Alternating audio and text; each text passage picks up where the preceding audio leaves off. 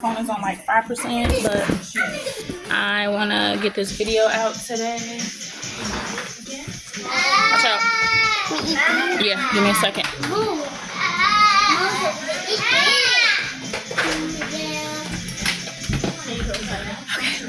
Oh, it's a little bright. What's that? Is that the sunlight? What the freak, bruh? Hold on. Let me try something. Can y'all see me still? So I got the window open, but I think we just gonna try to rock with it like this, because with that light on and that light going, it's a little bright. But I just wanted to talk about inadequacy today. So one thing that I've had to accept on my journey is it wasn't in my character to feel inadequate. The abuse that anybody has put on me, whether it be Marquise, my mom, my dad,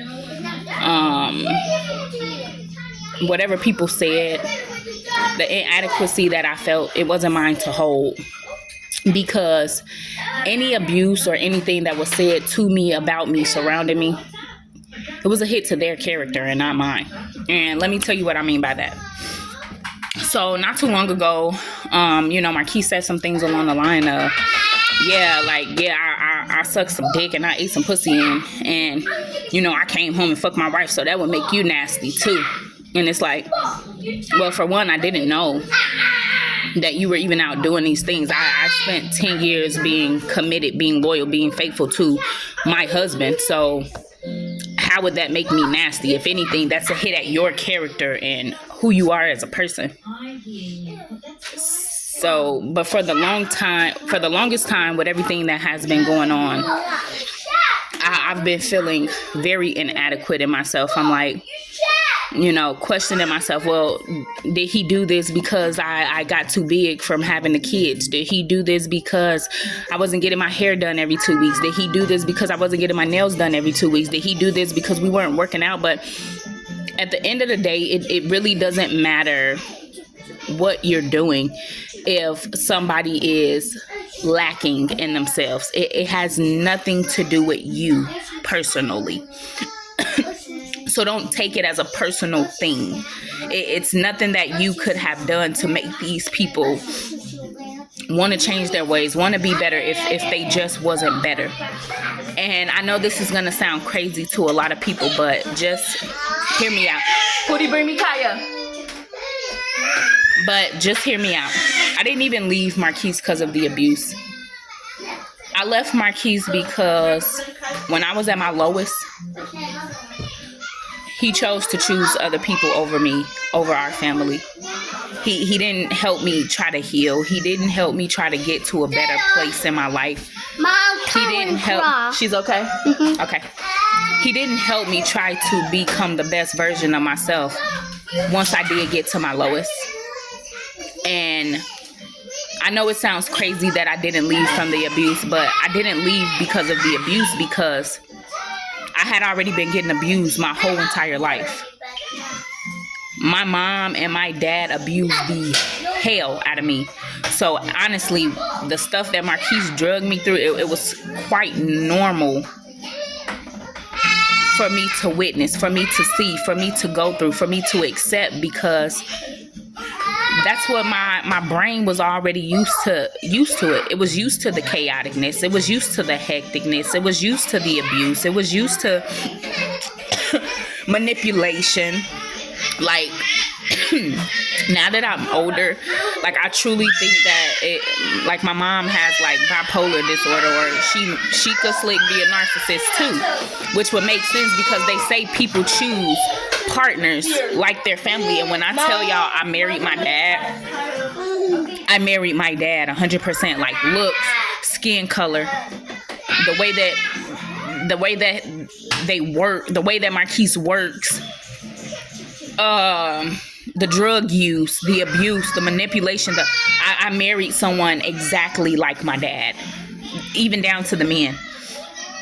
I married somebody exactly like my dad. So I didn't leave because of the abuse, because to me, that was already normal. That was already a part of my life for so long that I'm thinking, counseling would just solve this. This would just solve this. But if somebody don't want it for themselves enough, it's just never going to work.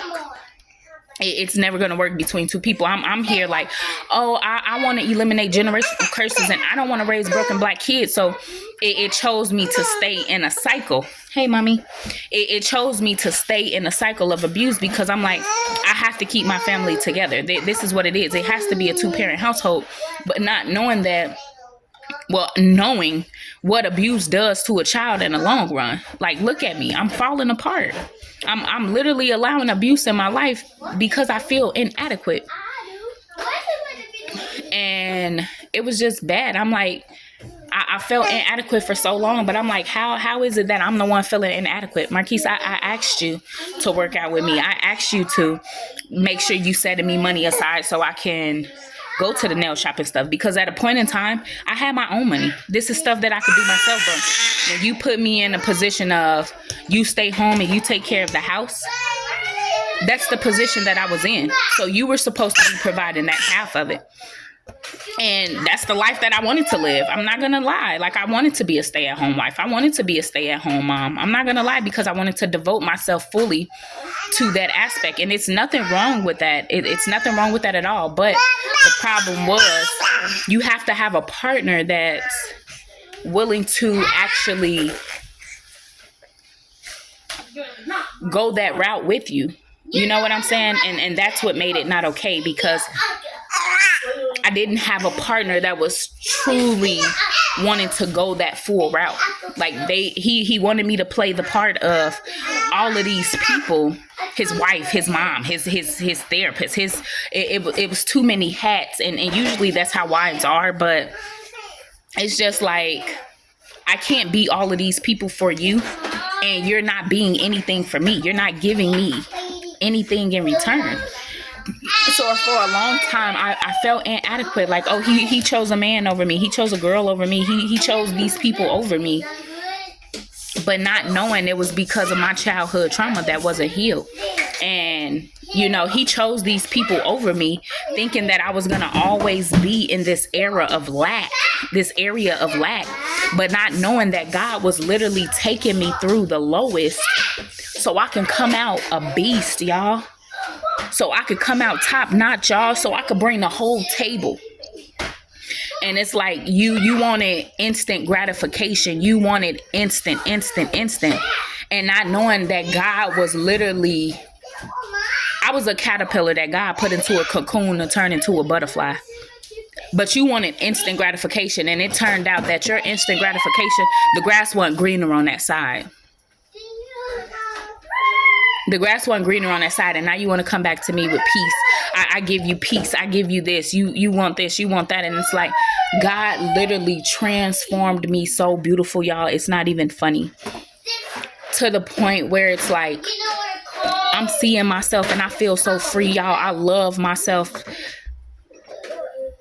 to no end. It's crazy how much I love myself. What I got out of this, it's crazy. I wouldn't do it no other way. I really wouldn't. And for a long time, I didn't understand why I had to go through what I had to go through.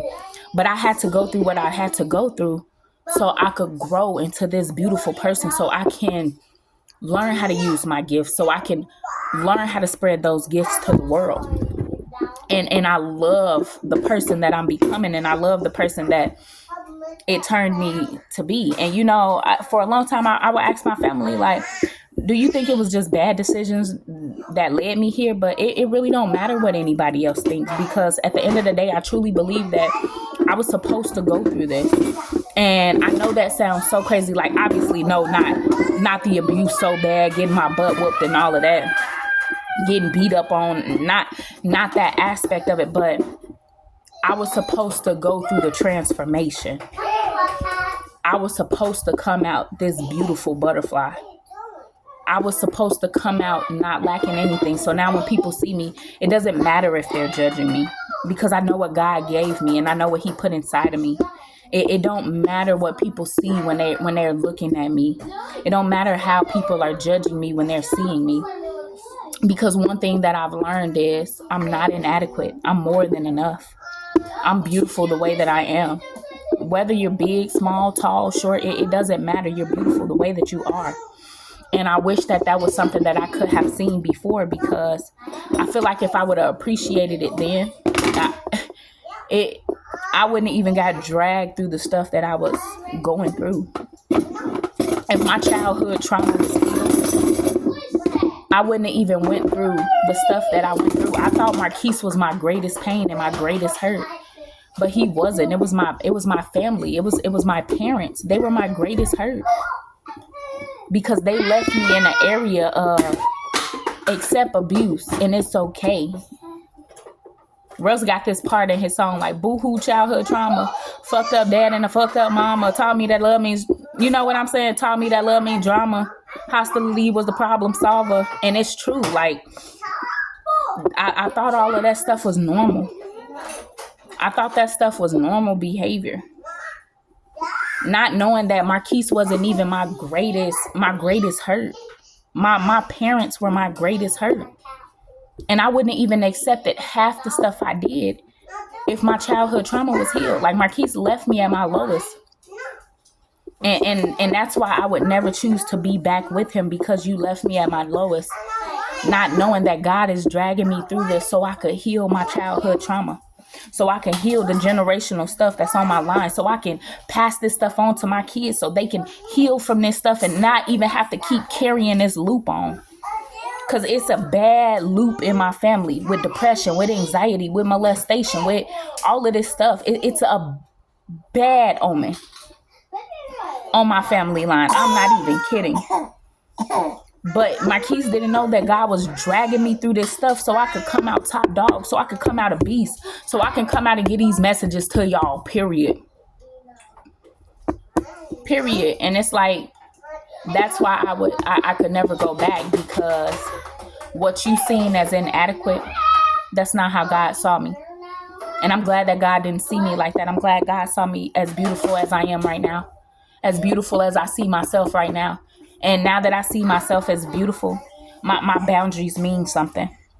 Now that I see myself as important, my non-negotiables mean something. Now that I see myself as more than enough, standing my ground means something. And I just can't come in and just let anybody disrupt that. Hey, mama. So if you're not coming in and I see you, at least trying to work on yourself or trying to get better, because I'm not going to be all holy grail. Oh, no, you got to come to me healed. Like, no, that's not the truth. But if I see that you're trying and I see that you're actually putting in the work to heal your childhood trauma, to heal the things that's on your line, to heal, I'm okay with you being a part of my life. But if you think that you're going to come around me and you still stuck in the same cycle, doing the same thing around the same mess, no, that's not what I want for my life anymore. It's not what I want for my life anymore. It's not. God made me beautiful. Y'all, when I tell y'all, he literally blossomed me into this butterfly, it's ridiculous. Like, my gift is my heart.